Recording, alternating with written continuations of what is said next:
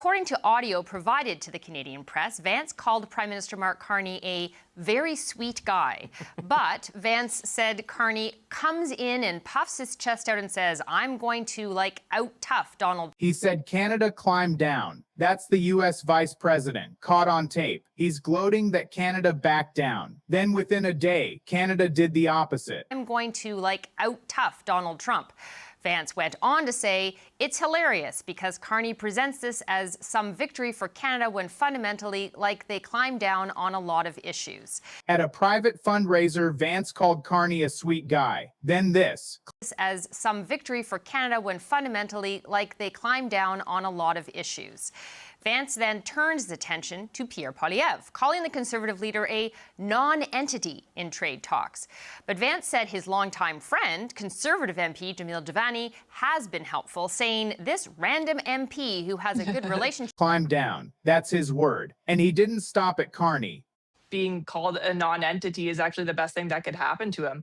I think JD Vance's comments from the Canadian perspective, from the public's perspective, is just a window into the arrogance of President Trump. Poilievre, a non-entity. His friend Giovanni, the useful one. But here's the line that matters most. Vance said the whole point is to change Canada's behavior, not partnership. Behavior change. That's the tell. This was pressure, said out loud. This secret recording, this Jamil Billy elegy, do we think that was secretly recorded or do we think that was strategically recorded? Because how do the... And notice how this even got out.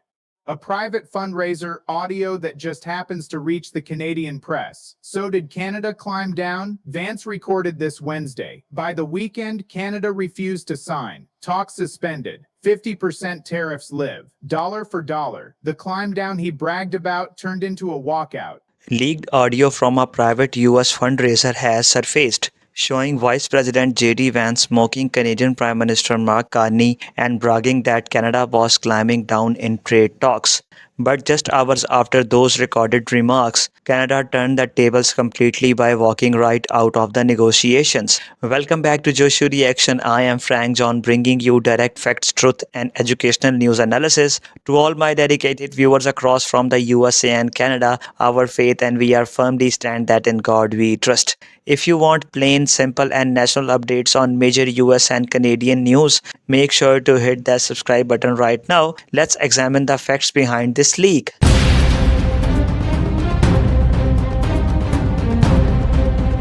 In the secret recording provided to news outlets, J.D. Vance called Mark Carney a sweet guy and claimed the Prime Minister was trying to out-tough Donald Trump. Vance went on to argue that Canada's position was fundamentally weak and that Washington's main goal was to force a change in Canada's economic behavior. He also commented on domestic Canadian politics, referring to opposition leaders and highlighting informal relationships behind the scenes. The leaked audio quickly created a strong political reaction across Ottawa.